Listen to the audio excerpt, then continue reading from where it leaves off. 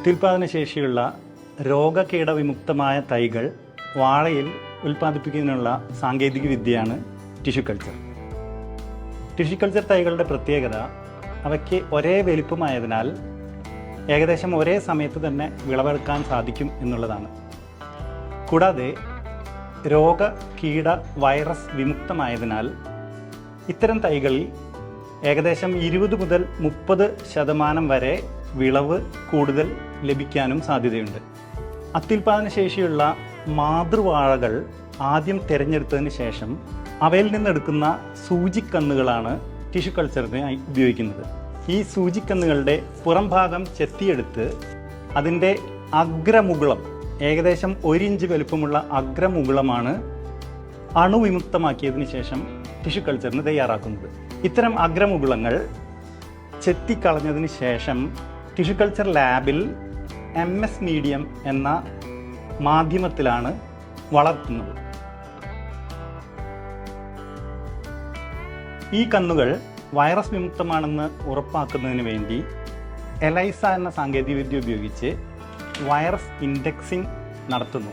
ഇങ്ങനെ വൈറസ് വിമുക്തമായ കന്നുകൾ എടുത്തതിന് ശേഷം അവ വേര് പിടിപ്പിക്കുന്നതിനുള്ള ഹോർമോണുകൾ അടങ്ങിയ മാധ്യമത്തിൽ ഏകദേശം 1 മാസത്തോളം വളർത്തുന്നതാണ്.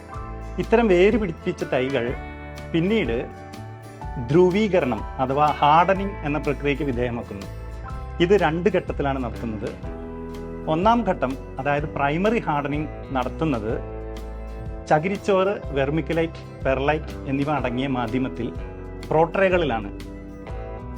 ഇവ മിസ്റ്റ് ചേംബറുകളിലാണ് വളർത്തിയെടുക്കുന്നത്.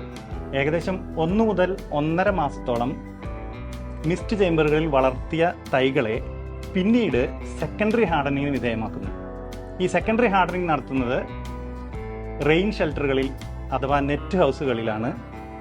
ഈ വേര് പിടിപ്പിച്ച തൈകളെ പ്രോട്രേകളിൽ നിന്ന് ഇളക്കിയെടുത്ത് പിന്നീട് പോട്ടിംഗ് മിശ്രിതം അടങ്ങിയ കവറുകളിൽ നിറച്ച് ഏകദേശം 1 മുതൽ 1.5 മാസത്തോളം വളർത്തിയെടുക്കുന്നു. ഇങ്ങനെ 2 മുതൽ 2.5 മാസം കൊണ്ട് നമുക്ക് നടാൻ പാകത്തിലുള്ള തൈകൾ ലഭിക്കും. ടിഷ്യൂ കൾച്ചർ തൈകൾ നടാൻ തിരഞ്ഞെടുക്കുമ്പോൾ ശ്രദ്ധിക്കേണ്ടത് അവയ്ക്ക് 5 മുതൽ 8 ഇലകൾ ഉണ്ടാവണം എന്നുള്ളതാണ്. കുഴികളിൽ കുമ്മായവും വളവും ചേർത്ത് മേൽമണ്ണിട്ട് മൂടിയതിന് ശേഷം കുഴി നിരപ്പാക്കിയതിന് ശേഷം വേണം തൈകൾ നടാനായിട്ട്.